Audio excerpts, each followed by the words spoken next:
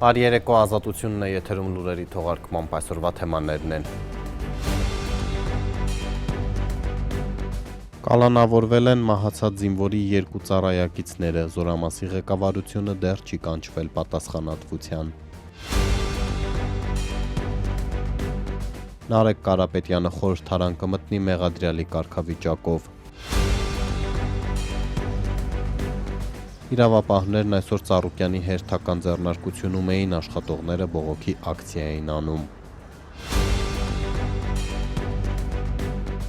Արդյոք կաթողիկոսը կհրավիրվի ազգային ժողովի առաջին նիստին։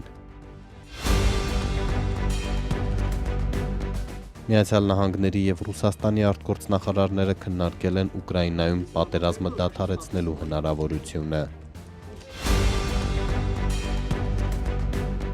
Վանաձորի քաղաքային լճակի շուրջ կրքեր են բորբոքվել։ Աննախադեպ ծրագրային փաթեթ։ Ինչի շատրվան, ի։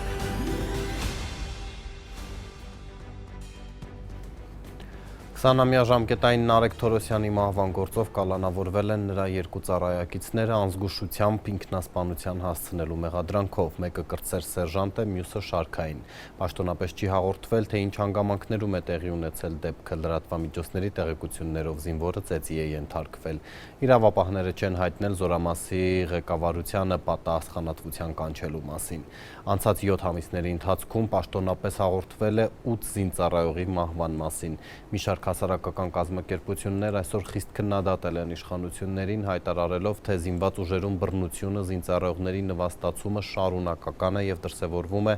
արժանապատվությունը նվաստացնող վերաբերմունքով ու իշխանության երկարատև չարաշահմամբ։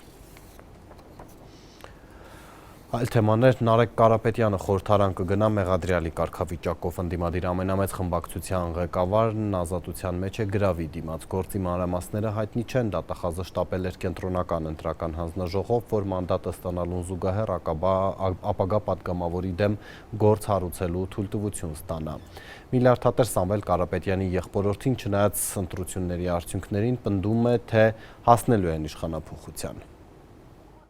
1 միլիարդ դրամ գրավ և երկրից բացակայելու արգելք։ Ուժեղ Հայաստան խմբակցության պատգամավոր Նարեկ Կարապետյանի նկատմամբ խափանման այս միջոցն են տրվել։ Մոտ 1 ամիս նրան կալանավորելու ապարդյուն փորձերից հետո գլխավոր դատախազությունն ու քննչական կոմիտեն հրաժարվում են քրեական գործից մանրամասներ հայտնել, պատճառաբանելով, թե դա չի բխում նախաքննության շահերից։ Ինքը խորհրդարան անցած ընդդիմադիր ամենամեծ ուժի առաջնորդ Կարապետյանը հեգնանքով արձագանքեց իրեն առաջադրված մեղադրանքին, բայց չանդրադարձավ դրա բովանդակությանը։ Հայաստանում վերջի ժամանակներում ուղղակի քաղաքական հայտ ներկայացնելը արդեն իսկ հանցագործություն է եւ ընդհանրապես կարիք չկա խորանալու, թե ինչի մեջ քեզ կմեղադրեն, քանի որ քաղաքական հայտ ներկայացնելը, երկիրը ավելի լավ պատկերացնելը, ավելի լավ երկրի ապագան տեսնելը արդեն իսկ հանցագործություն է համարվում այսօր Հայաստանում։ Նորընտիր պատգամավոր Նարեկ Կարապետյանին իրավապահները 3 միանգամից 2 ծանր հոդվածով են մեղադրանք առաջադրել։ Բռնության սպառնալիքով հավաքին մասնակցելու հարկադրանք եւ առանձնապես խոշոր չափերով փողերի լվացում։ Այս վերջինով մինչև 12 տարվա ազատազրկում է սահմանված։ Թե ում վրա է Կարապետյանը ճնշում գործադրել եւ ինչ փաստերով է հիմնավորվում փողերի լվացման դրվագը, առայժմ անհայտ է։ Քննչականի եւ դատախազության լռության պայմաններում Նարեկ Կարապետյանի փաստաբան Արամ Վարդևանյանը շարունակում է պնդել. հարյուրավոր էջերից բաղկացած այդ գործի նյութերում Կարապետյանին վերագրվող ոչ մի նախադասություն չկա։ Ինչ է, չէ քրեական գործը, դա ինչ որ մի իրադարձության վերաբերյալ նկարագրական եւ հիմնավորվածություն ենթադրող մի ինչ որ համակցություն է։ Դրանցից ոչ մեկը այս դեպքում չկա, ընդհանրապես չկա։ Մի բան էլ ասեմ ձեզ, ես վստահ եմ նաեւ չգիտեմ, երևի թե դա իրավաբանությունից դուրս այլ մասնագիտություն ունեցող գործընկերները պետք է քննարկեն, թե ոնց կարող է լինել մեկ միասնական մեղադրանք, որը վերաբերում է հավաքներին մասնակցության շահագրգռմանը եւ միաժամանակ փողերի լվացմանը։ Սա արդեն զավեշտ է։ Սա ինքնին արդեն աբսուրդ է։ Էլ չասեմ, թե Նարեկ Կարապետյանին ինչ որ կերպ դրա հետ առնչակցելու հնարավորություն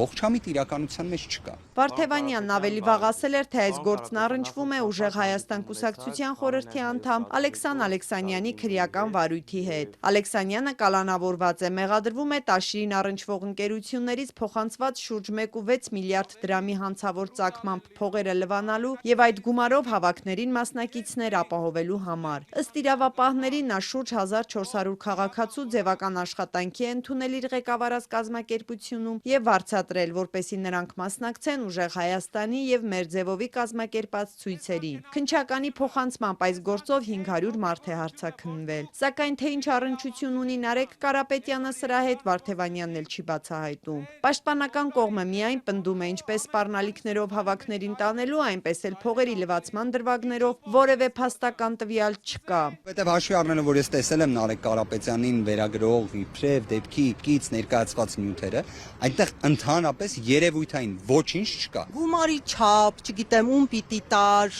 ով էր հասցեատար։ Հաստատապես եմ պնդում, ոչ մի նման երևույթ չկա։ Այն մեղադրանքի կոնտեքստում, որը իբրև ներկայացվում է։ Ես կարող եմ մի բան ասել, որ Հայաստանի Հանրապետությունում երևի թե վիճակագրությամբ, եթե նայեք, փողերի լվացումը ամենամեծ տարածում ունեցող հանցակազմն է։ Դա արդեն մտահոգիչ է։ Ուժեղ Հայաստանից միաձայն են հայտարարում քաղաքական հստակ հրահանգ կա քրեական գործերով ճնշել եւ փորձել թուլացնել իրենց ուժը, որը խորհրդարանում ներկայացված է լինելու 29 պատգամավորով։ 35-ամյա Նարեկ Կարապետյանի մեկնաբանմամբ սա քննություն է, որին ընդդիմադիր ուժը պատրաստ է։ Մի անգամ ասել եմ, մեկ անգամ էլ կասեմ, ավելի մեծ պատիվ է մեր պայքարի համար գտնվել ճաղերի այն կողմում, քան այս կողմում։ Հայաստանը լինելու է մի երկիր, որտեղ այլևս քաղաքական հետապնդումը քրեական գործեր չեն ծառայելու մարդկանց քաղաքական գործունեությունից հետ պահելու համար։ Այսինքն չեն բացվելու նոր քրեական գործեր, որպեսզի մարդիկ քաղաքականությամբ չզբաղվեն, այլ ուժային կառույցները աշխատելու են, որպեսզի երկրում ամեն օր չլինի սպանություն, որպեսզի երկրում լինի իրական օրինականություն։ Ընդդիմադիրներին բանտեր ուղարկելու հարցում իշխանությանն ուղղված Նարեկ Կարապետյանի մեղադրանքներին արձագանքել է մեկ այլ նորընտիր պատգամավոր ՔՊԱ-ական Տարոն Չախոյանը, կրկնելով այն, ինչ ասել է նաև վարչապետ Փաշինյանը, թե բոլոր կաշառատուներին մեկուսացնելու են։ Նարեկ ջան, քեզ դատում են ոչ թե քաղաքական հայացքների, այլ ընտրակաշառքի համար նախատեսված փողերի լվացման համար, մարդկանց ձեր հավաքներին մասնակցել պարտադրելու համար։ Հաջորդ շաբաթավերջին նոր ձևավորված խորհրդարանը կսկսի աշխատանքը։ Արդյոք գլխավոր դատախազը արդեն նոր խորհրդարանում կներկայացնի մեղադրանքը, որպեսզի Կարապետյանին կալանավորելու համար ստանա պատգամավորների համաձայնությունը։ Դեռ հայտնի չէ։ Ընտրված 3 պատգամավորներ էլ վաղուց էին մեղադրյալ ու նաև անազատության մեջ։ Այս օրերին դատարաններում վճռվում է նրանց ճակատագիրը, արդյոք անձեռնմխելիության հիմքով ընդդիմադիրներն ազատ կարձակվեն։ Ես իմ որոշումը կայացրեցի։ Դատավորը մերժեց դատարանի դահլիճից ազատ արձակել ընդդիմադիր Հայաստան դաշինքի ցուցակով պատգամավորի մանդատ ստացած Արթուր Սարգսյանին։ Նա դեկտեմբերից տնային կալանքի տակ է վարչապետի հրաժարականի պահանջով Բագրատ Սրբազանի գործով ահաբեկչություն նախապատրաստելու եւ իշխանությունը զավթելու մեղադրանքով։ Փաստաբան Արամ Վարդևանյանն էր միջնորդել անհապաղ վերացնել տնային կալանքը հղում անելով Սահմանադրական դատարանի 2021 թվի որոշմանը, որի համաձայն անձը պատգամավորի կարգավիճակ ձեռք բերելու պահից չի կարող պահվել անազատության մեջ։ 5 տարի առաջ Սահմանադրական դատարանի նույն որոշման արդյունքում Սարգսյանը արդեն մեկ անգամ կալանքից ազատվել է, բայց այսօր դատավոր Կարեն Ֆարխոյանը գտավ Սահմանադրական դատարանը այդ դեպքի մասին չի խոսում։ Այն ժամանակ Սարգսյանը պատգամավոր չէր, հիմա դեռ 8-րդ գումարման խորհրդարանի պատգամավոր է ու նույն այս գործով անձեռնմխելիությունից զրկվել է 2025-ի հուլիսին։ Դատարանը հիմնավոր չի համարում ձեր այդ պատճառաբանությունը, որ սույն հիմքով, այսինքն 2026 թվականի հուլիսի 21-ի դրությամբ, այսինքն պատգամավոր դառնալու հիմքով վերջինս ենթակա է տնային կալանքից ազատմանը։ Հասկանում եք, որ անընդհատություն չի կարա գոյություն ունենա ազգային ժողովի պատգամավորների դեպքում, չի կարա բնության մեջ դա լինի, իծանե ի բնե չի կարա։ Դատավորն ասաց, եթե միջնորդություն լինի, Արթուր Սարգսյանը կմասնակցի օգոստոսի 2-ին նախատեսված նոր խորհրդարանի առաջին նստաշրջանին։ Բնականաբար ոստիկանության համապատասխան բաժնի աշխատակցի ուղեկցություն։ Սա ի պատասխան լրություն Լրություն Դալիճուն։ Դուք արդեն, որ դուս եկեք այդ միջով, արդեն 30-ի որոշումներ եք, հրամաններ եք ստացել։ Միանգամից հրամանական օգոստոսի 2-ից ոստիկաններից կգնա։ Դատավորի նստելու հորդորներից հետո բողոքող Արթուր Սարգսյանի խոսափողը անջատվեց։ Դե արդեն 30-ին 50-ին դուք արդեն որոշում եք։ Ես վստահ եմ, այս ձեր որոշումը ի վերջո հանգեցնելու է դատավորի կարգապահական պատասխանատվության ամենախիստ ձևի։ Միանշանակ ձեր դեմ հաղորդում պետք է ներկայացվի։ Այն ինչ դուք այսօր արեցիք, դուք մի հատ էլ պատկերացնում եք, որ պրոբացիայի ու ոստիկանության ուղեկցմամբ ազգային ժողովի падգամավորը գնա նիստի։ Դուք դա եք պատկերացնում լուծումը, ունենալով հնարավորությունը, որ դուք տնային կալանքը կարայիք վերացնեիք այսօր։ Դատավորը ըստ էության մեղադրողների փաստարկները պաշտպանեց, որոնք դեմ էին Արթուր Սարգսյանի տնային կալանքը վերացնելու։ Պարոն Սարգսյանը падգամավորի կարգավիճակ ձեռք է բերել եւ առայժմ պահը շարունակում է կրել այդ կարգավիճակը դեռևս 2021 թվականից։ Նախորդ տարի Հայաստանի Հանրապետության գլխավոր դատախազի միջնորդության հիման վրա Հայաստանի Հանրապետության ազգային ժողովը պարոն Սարգսյանին զրկել է ազգային ժողովի падգամավորի անձեռնմխելիությունից։ Եվ պարոն Սարգսյանը ըստ էության չի դադարելու ունենալ ազգային ժողովի падգամավորի կարգավիճակ եւ իսկ ամսի 2-ից նաեւ ստանձնել շարունակելու է իրականացնել ազգային ժողովի падգամավորի լիազորություններ։ Այնինչ փաստաբանը պնդում էր, Ստացվում է ընդհանրապես ազգային ժողովի գումարումների փոփոխությունը դա իրավական որևէ մի նշանակություն չունի։ Իրականում հիմա ես էլ մի քիչ տատանեցի, ինչ կապ ունի, որ 8-րդ գումարման ազգային ժողովի 9-րդ գումարման մարդկանց տեղեկացնենք, որ կարելի է մի անգամ ազգային ժողովի падգամավորի կարգավիճակ ձեռք բերել եւ հավիտյանս դա ունենալ։ Արամ Վարդևանյանը նաև միջնորդել է վերացնել ուժեղ Հայաստանից падգամավոր դարձած Դավիթ Ղազինյանի խափանման միջոց կալանքը։ Հեծի նախկին տնօրենը մեղադրվում է ընտրակաշարք տալու նախապատրաստության համար։ Կալանավորվել է հունիսի 18-ին։ Մեղադրանքը չի ընդունում։ Կենտրոնական ընտրական հանձնաժողովը հուլիսի 21-ին նոր խորհրդարանի падգամավորներին մանդատներ տրամադրեց։ Վարդևանյանը պնդում է, եթե պահվեր սահմանադրական դատարանի որոշման տրամաբանությունը, Ղազինյանը պետք է հենց այդ օրը ազատ արձակվեր։ Միջնորդությունն ասաց, վաղը մեկնարկող դատավարության սկզբում կքննարկվի։ Կայծակնային արագությամբ քննիչը այնուհետև դատախազը նախաքննության ավարտ հայտարարելով մեղադրական եզրակացություն հաստատելով եւ գործը ընդհանրապես դատարան ուղարկելով փաստացի անհաղթահարելի խոչընդոտ էին ստեղծել խափանման միջոցի վերացման հարցում, քանի որ չկար այն պաշտոնյան, որը պետք է այդ որոշումը կայացներ։ Բայց արդեն ունենք մակագրում։ Ուժեղ Հայաստանից եւս մեկ նորընտիր падգամավոր Հայկ Սուքիասյանը տնային կալանքի տակ է։ Նրա խափանման միջոցը վերացնելու մի միջնորդություն էլ երեք ներկայացրել է փաստաբան Արմեն Ֆերոյանը, բայց նախաքննական մարմնից պատասխան չի ստացել։ Զուգահեռ դիմել է դատարան, որ այդ հարցն այնտեղ քննարկվի։ Նիստը փաստաբանի խոսքով վաղը երեկոյան է նշանակվել։ Ֆերոյանի փոխանցմամբ Սուքիասյանին բարեգործության արգելքը խախտելու մեղադրանք է ներկայացված, որը նա չի ընդունում։ Սպասում ենք այդ միջնորդությունների քննարկմանը։ Եվ մինչ հայտնի կդառնա, թե ընտրված падգամավորներից ովքեր կհասնեն խորհրդարան, արդեն ընթանում են ազգային ժողովի առաջին նիստի նախապատրաստությունները։ Օգոստոսի 2-ին գումարվելիք լիագումարը հանդիսավոր մաս կունենա։ Ավանդաբար օրենքով եւս կա այդ իրավունքը, կաթողիկոսն էլ է ողջույնի խոսք ասում։ Բայց իմադրությունն այլ է, քաղաքացիական պայմանագիրը մեծամասնություն է ստացել այդ թվում Գարեգին II-ին հեռացնելու նախընտրական ծրագրով։ Հայրապետական մեր օրհնությունն ենք բերում ձեզ։ 9-րդ գումարման ազգային ժողովի առաջին նստաշրջանը կբացվի հայրապետական օրհնությամբ։ Կաթողիկոսին հրավեր կուղարկեն, ազգային ժողովից լռում են։ Մայրաթորից Ազատությանն ասացին, այս պահի դրությամբ հրավեր չեն ստացել։ Պահպանիչ եւ հույս հավատացելոց Քրիստոս Աստված մեր։ Պահյա, պահպանյա եւ օրհնյա հանրապետությունս Հայաստանի եւ Արցախի։ Հայ առաքելական եկեղեցու հովապետի օրհնությամբ են բացվել անկախ Հայաստանի ազգային ժողովի առաջին նիստերը։ Այդպես է եղել նույնիսկ 44-օրյա պատերազմից հետո, երբ Մայրաթորը Փաշինյանին հորդորում էր հեռանալ։ 2021-ի արտահերթ ընտրություններով ձևավորված խորհրդարանի նստաշրջանը մեկնարկեց վեհափառի աղոթքով։ Հայր մեր, որ երկինս ես Սուրբ Եղեցի անուն քո, Եկեղեցի արքայություն քո, Եղեցին կամ քո։ Կաթողիկոսի մասնակցության մասին նշված է ազգային ժողովի կանոնակարգ օրենքում։ Առաջին նստաշրջանի բացման առթիվ ողջույնի ելույթի իրավունք ունեն հանրապետության նախագահն ու ամենայն հայոց կաթողիկոսը։ Դրանից հետո падգամավորները երդվում են։ Երդվում եմ բարեխղճորեն կատարել ժողովրդի առջև ունեցած պարտավորություններս 9-րդ գումարման ազգային ժողովի նստաշրջանը սկսվում է օգոստոսի 2-ին։ Հրավեր կուղարկեն կաթողիկոսին։ Խորհրդարանի աշխատակազմի ղեկավարը այս հարցին ամբողջ օրը չպատասխանեց, զանգերին էլ չարձագանքեց։ Կաթողիկոսի օրհնության թեմայով չէին ուզում խոսել նաև ԿՊԱ-ականները, որ արձակուրդում են։ Շատերը զանգերին էլ չպատասխանեցին։ Կտրիչ Ներսիսյանը պետք է հեռանա, ես ամբյոնից ասել եմ, տարբերակ չկա։ Կաթողիկոսին գահընկեց անելու Փաշինյանի նպատակը ամրագրվել է նաև իր ղեկավարած կուսակցության ծրագրում։ Նախընտրական ծրագրով խոստանում է մինչև 2031 թվականը հեռացնել Գարեգին երկրորդին։ Մայրաթորի դեմ Փաշինյանի արշավը գագաթնակետին հասավ հատկապես վերջին 1 տարում։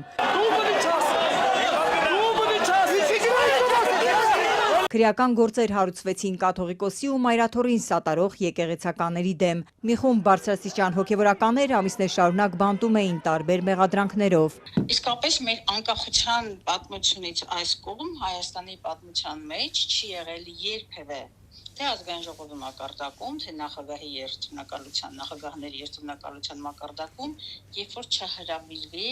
հայ առաքելական եկեղեցու հոգևոր հովիվը։ Հայաստան խմբակցության падգամավոր Լիլիթ Գալստյանը, որ մի քանի գումարման խորհրդարանում է падգամավոր եղել, չի հիշում, որ նորընտիր խորհրդարանի առաջին նիստին կամ նախագահի երթմնակալությանը եկեղեցու առաջնորդը չլինի։ Այս քայլով Փաշինյանը շարունակում է հայ ժողովրդին պառակտել օրակարգը, պնդում է падգամավորը։ Ազգային պառակտում, գիտեք, այս իշխանությունների օրակարգերից մեկն է ներազգային պառակտումն է, ոչնչացնել միասնության բոլոր հնարավոր օազիսները։ Սա թիրախավորված թշնամական ձեռագիր է առհասարակ ինչի մենք ականատեսնենք եղել անցնող գոնե 3 տարիների ընթացքում։ Մայրաթորի դեմ վարչապետ Փաշինյանի քայլերից ընդդիմադիր падգամավորը ենթադրում է կաթողիկոսին հրավեր չեն էլ ուղարկի։ Անկախ այդ ամենից ընդդիմադիրները հայրապետական օրհնությունը կստանան Սուրբ Էջմիածնում։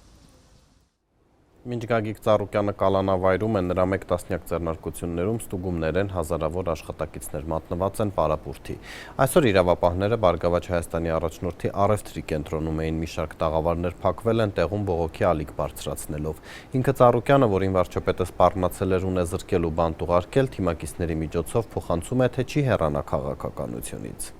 Չէ որ երեխա ենք պաղում, վարձով ենք ապրում, ով պտի տա էդի։ Տանտերն ասում է դուրս արի, դու չես աշխատում։ Իմ 2 երեխուն վերցնեմ, ես ուր գնամ։ Կալանավորված գործարար Գագիկ Ծառուկյանի հարկադիր պարապուրդի մատնված տասնյակ ընկերությունների շարքին եւս 1 խոշոր բիզնես է ավելացել։ Այս երկուշաբթի իրավապահները գնացել են առնչմոլ ու կապարակնքել տասնյակ տաղավարներ։ Անգործ ենք մնացել, տենանք ինչ կլինի։ Ոչ չեն ասում։ Ոչ մի բան։ Տաղավարների վարձակալներն ու աշխատակիցներն արդեն 3 օր չեն աշխատում։ Երկուշաբթի օրերին հանգստանում են, երեքշաբթի առավոտյան եկել են եւ իրենց տաղավարները փակված գտել։ Ոչ մի ձևից անոցում չենք ստացել։ Մենք համարվում ենք այս տարածքի վարձակալները։ Մենք իմ կարծիքով մենք պետք է ինչ-որ ձևով ծանոթում ստանայինք, որ օրինակ երկուշաբթի օրվանից ձեր խանութները կապարակնքվելու են։ ԲՀԿ առաջնորդ Գագիկ Ծառուկյանին պատկանող մի շարք խոշոր ընկերությունների աշխատակիցները պարբերաբար բողոքի ակցիաներ են կազմակերպում ու կառավարությանը խնդրում թույլ տալ աշխատանքի վերադառնալ։ Սակայն մինչ այս պահը միայն Արարատի ցեմենտի գործարանն է վերաբացվել, որի կառավարումն էլ արդեն գործադիրին է անցել։ Մինչ այս երկուշաբթի առնչմոլի տնտեսվարողները սովորական աշխատանքային հունի մեջ էին, նրանց աշխատանքը չէին դադարեցրել։ Այժմ նույն պահանջներով նաև նրանք են ցույցի դուրս եկել։ Մեր խնդրանքն է, որ մեր խանութները բացվի, մենք վերադառնանք մեր բնականոն աշխատանքին, այս ցնցումներից ազատվենք, մենք նորմալ աշխատենք։ Մենք մեր հարկային պարտավորությունները նորմալ կատարում ենք, մենք ինչի այսօր պետք է փաստի առաջ գանք։ Զրույցների մակարդակով լսել էին, գուցե պատճառն այն է, որ տաղավարների այդ շարքը բարձրավորտ էլեկտրական գծերի տակ է գտնվում եւ անվտանգության խնդիր կա։ Աշխատանքային օրվա ավարտին քննչական կոմիտեն հաստատեց այդ տեղեկությունները։ Հայտնեցին իրենց փորձագետը պարզել է, որ շինություններն ու ավտոկայանատեղին բարձրավորտ էլեկտրական գծերի տակ են գտնվում եւ դրանց հետագա շահագործումը վտանգ է ներկայացնում քաղաքացիների կյանքի եւ առողջության համար եւ անվտանգության նկատառումներից ելնելով փակվել են։ Տնտեսվարողներն ու աշխատակիցները հարցնում են այդ դեպքում ինչու են միայն հիմա դա խնդիր համարել ու փակել տաղավարները, երբ մայրուղու հարևանությամբ էլեկտրասյունը, հոսանքի գծերն ու տաղավարները այսպես իրար մոտ են արդեն տարիներ շարունակ, բոլորի աչքերի առջև։ Մատնացույց են անում հենց հարևանությամբ գտնվող մի հատված, որտեղ այսպիսի էլեկտրասյան կողքին շինարարություն են անում։ Տարիներ շարունակ աշխատել ենք։ 5 տարի 4 տարի։ Եթե վթարայիններ չկառուցեին։ 4 տարի վթարային չի եղել, հիմա նոր վթարային վիճակում է գտնվում։ Ես կոնկրետ Լսել եմ, որ այդ եմ մահանաբեռնում։ Հիմա այդ կլինի, թե մյուսը կլինի, ամեն դեպքում ամենակարևորն է բացեն, ժողովուրդը աշխատեն, սաղս է, հարցեր ունենք լուծելու, ընտանիք ենք պահում ու լիքը բաներ կան։ Քաղաքաշինության եւ հրդեհային անվտանգության տեսչական մարմնից հայտնեցին, իրենք այս որոշման հետ առնչություն չունեն։ Սուրմալուի ողբերգական պայթյունից հետո իրենք մոտ 2 տարի առաջ նաեւ առնչմոլում են ստուգումներ արել, խախտումներ գտել։ Գործունեությունը դադարեցրել են, ինչից հետո դրանք վերացվել են ու առևտրի կենտրոնը դարձյալ բացել է դռները։ Մինչ այդ կենցաղային հարցեր են առաջանում։ Մարդիկ անձնագիր ավտոմեքենայի բանալի են ներսում թողել։ Ինչ պետք է անեն։ Վարորդական իրավունքներից ներսը չեմ կարող մեքենա քշել, ու ունեցա որ պետք է մեքենա քշել։ Անձնական իրեր ունեմ խանութում, մեքենա ունեմ, որի բանալիները խանութում, անձնագիրս խանութում է։ Ես այդ հարցով եմ դիմել քննչական կոմիտե, ինձ ասել են, որ պետք է դիմում գրես, դիմումը քննարկվի։ Մինչ տնօրինությունը, վարձակալներն ու աշխատակիցները խնդրում են բացել տաղավարները, դժգոհում են նաև առևտուր անելու համար առնչմոլ եկած քաղաքացիները։ Սովորական աժիոտաժի փոխարեն նրանք փակ դարպասներ տեսան։ Խանութների համեմատ միանշանակ շատ հարմար է։ Ինչ եք հիմնականում առնում։ Ամեն ինչ։ Դե շատ սխալ է, չգիտեմ։ Գագիկ Ծառուկյանի թիմից հայտնում են իրավապահների գործողությունների հետևանքով շուրջ 10,000 մարդ հարկադիր պարապուրդի մեջ է։ Ազատության հարցմանն ի պատասխան քննչական կոմիտեից անցած շաբաթ հայտնել էին, թե կապարակնքված ընկերություններում գույքագրումներ են իրականացնելու, թե մասնավոր սեփականությունն ինչպես ու ինչ հիմքով են գույքագրում, քննչականը չէր բարձրաբանել։ Վարչապետ Նիկոլ Փաշինյանը նախընտրական շրջանում ուղիղ սպառնում էր ազատազրկել ու ունեզրկել Գագիկ Ծառուկյանին։ ՎՀԿ առաջնորդն ընտրություններից հետո հայտնվեց բանտում խարդախության եւ փողերի լվացման մեղադրանքով։ Նրան պատկանող առնվազն 2 ընկերություն այլևս Ծառուկյանները չեն տնօրինում։ Լրատվական կենտրոնն է եթերում, օրվա լուրերն անընդհատ թարմացվում են նաև Ազատության Տելեգրամի ալիքում։ Այժմ էլ հաղորդման երկրորդ հատվածի թեմաները։ Միացյալ Նահանգների եւ Ռուսաստանի արտգործնախարարները քննարկել են Ուկրաինայում պատերազմը դադարեցնելու հնարավորությունը։ Վանաձորի քաղաքային լճակի շուրջ կրքեր են բորբոքվել։ Աննախադեպ ծրագրային փաթեթ։ Ինչի շատ դժվար։ Ընտրություններն անցան, ոչ Պուտինը շնորհավորեց վարչապետ Փաշինյանին, ոչ էլ վերացվեցին տնտեսական սահմանափակումները։ Դեռ տեսանելի արդյունք չի տվել Հայաստանի ղեկավարի այցը Ռուսաստան, բեռնափոխադրողները, արտահանողները խնդիրների առջև են կանգնում։ Ոչ մեկն էլ հետաքրքիր չէ, էլի խոսքի այդ ապրանքը, որ արտահանում եղավ։ Ինչ ազգի մեքենաներով, մեր երկրի մեքենաներն եղավ, այլ ազգի մեքենաներով եղավ, ինչով եղավ, ոչ մեկին հետաքրքիր չի։ Կառավարությունում օրերս ընդունել են նախորդ շաբաթ բողոքի ակցիայի դուրս եկած բեռնափոխադրողներին եւ վարորդներին։ Բեռնատարի վարորդ Վարդան Վարդանյանն ասում է, այս անգամ իրենց լսելու էին եկել միանգամից մի քանի կառույցների ներկայացուցիչներ։ Այս անգամապես հանդիպում երբեք չի եղել։ Տարածքային կառավարությունից եղել են, Մաքսայինից եղել են, կառավարությունից եղել են, մի 4-5 ոլորտից մարդիկ եղել են։ Այս անգամ նոր զգացել ենք, որ մենք հանդիպում ենք ունեցել։ Հանդիպման ընթացքում բեռնափոխադրողները պահանջել են, որ կառավարությունը բանակցի Ռուսաստանի հետ, որ հայկական բեռնափոխադրողներն էլ ստանան միջազգային բեռնափոխադրումների համար անհրաժեշտ թույլտվությունները, որոնք հնարավորություն են տալիս օրինակ Վրաստանից բեռ տեղափոխել Ռուսաստան։ Բոլորը նստել են մեր աշխատանքի վրա, մենք կանգնած ենք, իրանք աշխատում են։ Բեռնափոխադրողները նաև պահանջել են, որ Հայաստանի կառավարությունը բանակցի Վրաստանի հետ սահմանային խնդիրները լուծելու համար, իսկ Եվրամիության երկրների հետ քննարկեն վարորդների վիզաների ու փոխադրումների թույլտվությունների հարցը։ Դժգոհում են, Շենգեն վիզա ստանալը բարդ ու երկար գործընթաց է իրենց համար։ Ասում են, ավելի քան 2 ամիս է հազարավոր բեռնափոխադրողներ գրեթե չեն աշխատում։ Պատճառն ըստ նրանց հայ եւ օտարերկրյա բեռնափոխադրողների համար ստեղծված անհավասար պայմաններն են։ Մեր մեքենաներին առավելություն տրվի օտար ազգի մեքենաներից, որտեղ օտար ազգի մեքենաները մեզ շուկայից ոնց որ դուրս են հանել։ Մեր ճանապարհը որ փակ է, արտահանումները չկա։ Մենք ստեղից բեռ չունենք, որ գնանք։ Ավտոմատ մենք մնում ենք շուկայից դուրս, այսինքն Վրաստանից իրանք բարձում են բարձր գներով գնում են խոսքի օրինակ Մոսկվայից մեր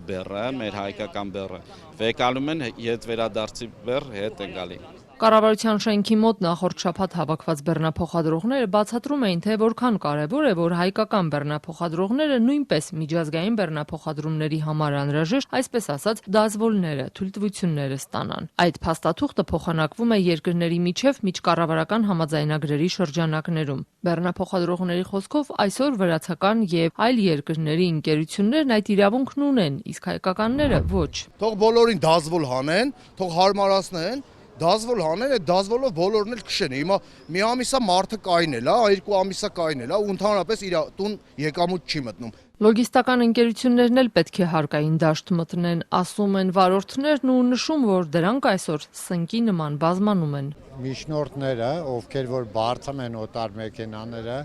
նախ գալիս է կառավարությունը դա պետք է վերահսկի, որտեղ գալիս են նալիչի գումարը տանում են, մեր երկրում էլ հարկ չի մուծվում։ Դաժե միջնորդի կողմից նալիչի փողերը տանում են ստեղից։ Դրա համար այդ ամեն ինչը պետք է անեց արվի, որ ասենք միջնորդներին կողեն հարկային դաշտ։ Մարդիկ մի հատ հեռախոսեն առնում ու սկսում են լոգիստական կամպանիա բացել ու դրանք մաքրվեն։ Լինի մի հարտակ ու պետության կողմից վերահսկողություն լինի ու լիցենզավորված։ Բեռնափոխադրողների նշած խնդիրները խորացել են հատկապես վերջին ամիսներին Ռուսաստանի կիրառած տնտեսական սահմանափակումներից հետո, երբ արգելվեց հայկական գյուղմթերքի, խմիչքի, ծաղիկների ներմուծումը։ Արդյունքում Հայաստանից արտահանվող բեռները կտրուկ նվազել են, իսկ բեռնափոխադրողները հաճախ ուղղակի աշխատանք չեն ունենում։ Դե թող մի ամիս գոնե, մի ամիս լավ պրիմերն է տենց, մի ամիս սարեսնեն այդ բանը, այդ մուծումը, ասեն այս ամիսը չեք մուծում, հաջորդ ամսվանից եք մուծում։ Կառավարության անդամների հետ հանդիպմանը ներկա բեռնատարի վարորդ Վարդան Վարդանյանն ասում է, ոլորտի հիմնական խնդիրներն ու պահանջները ներկայացրել են։ Սպասում են, որ պաշտոնյաները դրանք փոխանցեն արձակուրդում գտնվող վարչապետին եւ հետո իրենց պատասխանեն, թե որ հարցին ինչ ընթացք է տրվել։ Ասում են, երկար սպասել չեն կարող։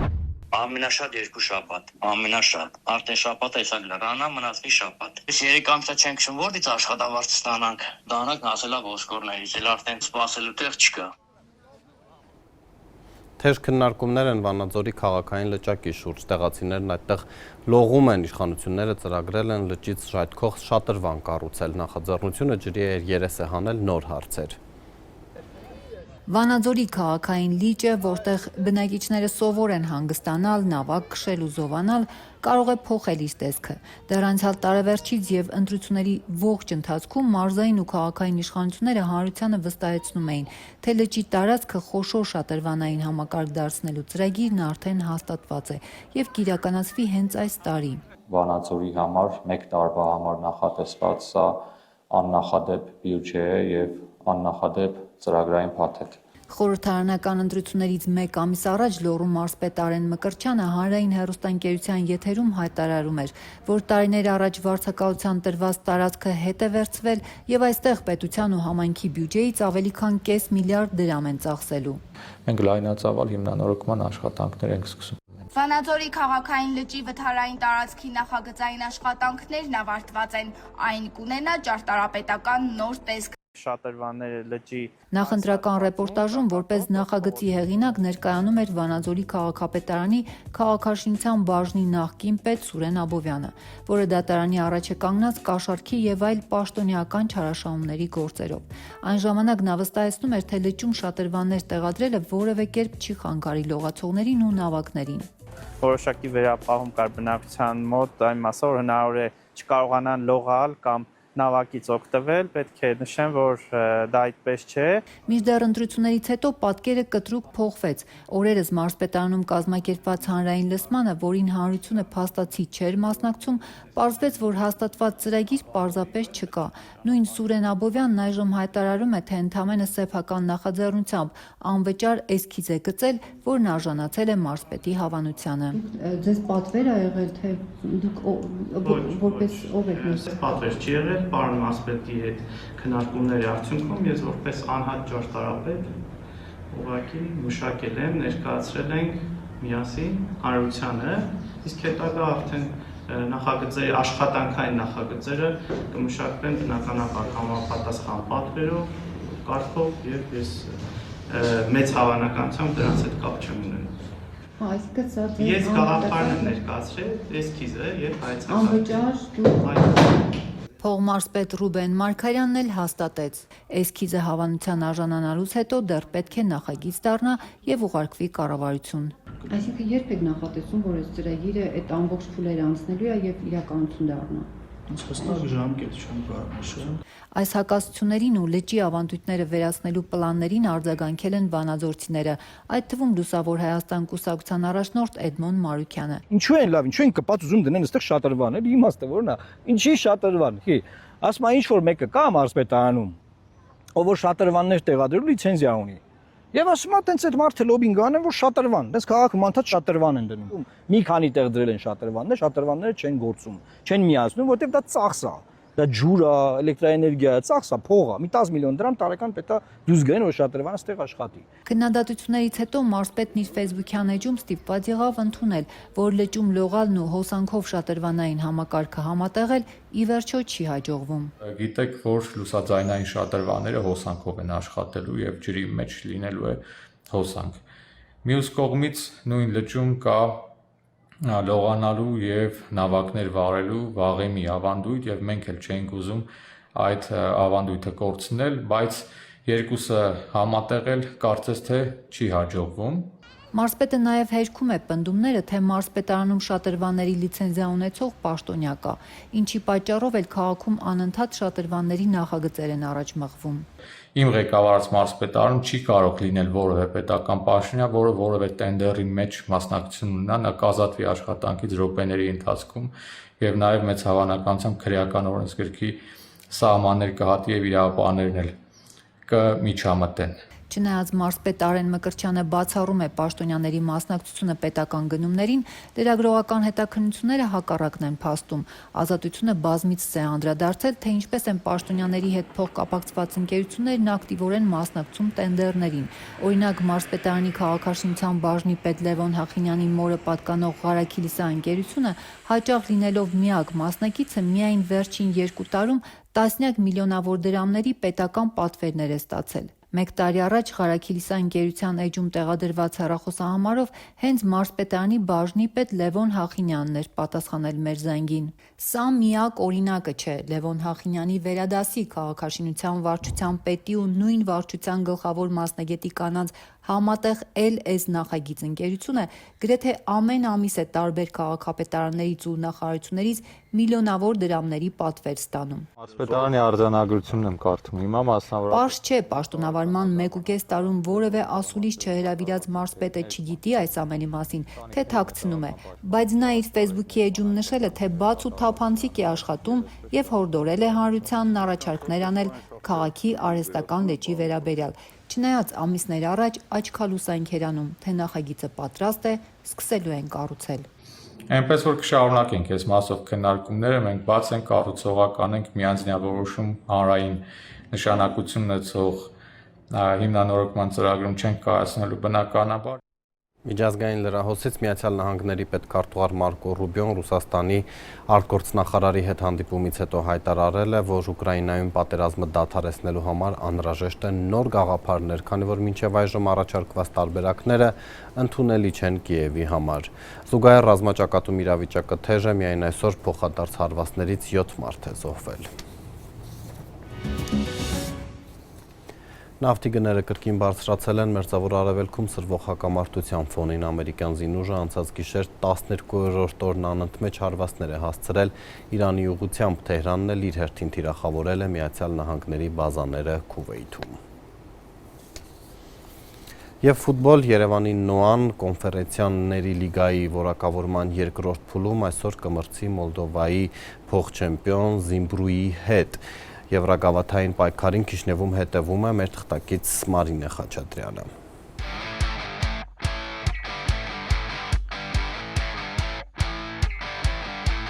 Եվրագավաթային հերթական փորձությունը Երևանի Նոայի համար Քիշնևում է։ Այստեղ հայկական ակումբը պատրաստվում է կոնֆերենցիաների լիգայի որակավորման երկրորդ փուլում մրցել Մոլդովայի փոխչեմպիոն Զիմբրուի հետ։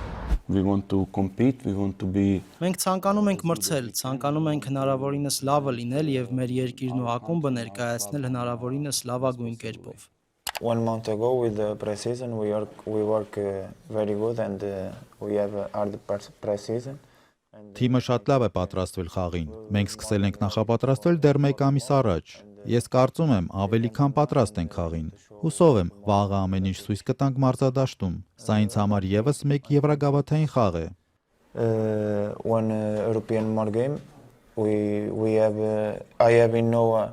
Արդեն 2 տարի անընդմեջ Նոայում խաղում եմ եվրագավաթային խաղեր։ Սա ինձ համար եւս մեկ խաղ է ցույց տալու մեր որակները, եւ մենք ցանկանում ենք հաղթել։ And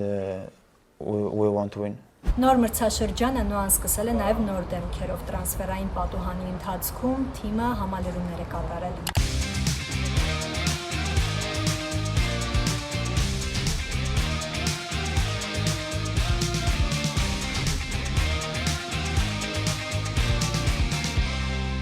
All new players adapt very well. Բոլոր նոր խաղացողները շատ լավ են ադապտացվել թիմին։ Նրանք ընդունեցին մեր թիմի փիլիսոփայությունը, շատ լավ են աշխատում եւ շատ կարճ ժամանակում անմիջապես կարողացան ակումբի համար շատ կարեւոր մաս դառնալ։ Part of the team. Նոյի շանսերը Զիմբրոյի դիմակայությունում շատ բարձր են գնահատում, կարծում եմ հայկական ակումբը ֆավորիտի կարգավիճակ ունի եւ չպետք է խնդիրներ ունենա, առավել եւս որ առաջին խաղամրցակցի հարկի տակ է, ես վստահ եմ, որ Նոան կարող է արդեն այստեղ դիմակայության հարցերը լուծել։ Ինչու եմ այդպես կարծում, որովհետեւ Նոան շատ ավելի լուրջ փորձ ունի եվրագավաթներում վերջին տարիներին, ավելի երկար ճանապարհ ունի անցած եւ ավելի բարձրակարգ ֆուտբոլիստներ ունի իր կազմում, ինչը կտա հնարավորություն այս դիմակայությունում այդ առավելությունը ստեղծել։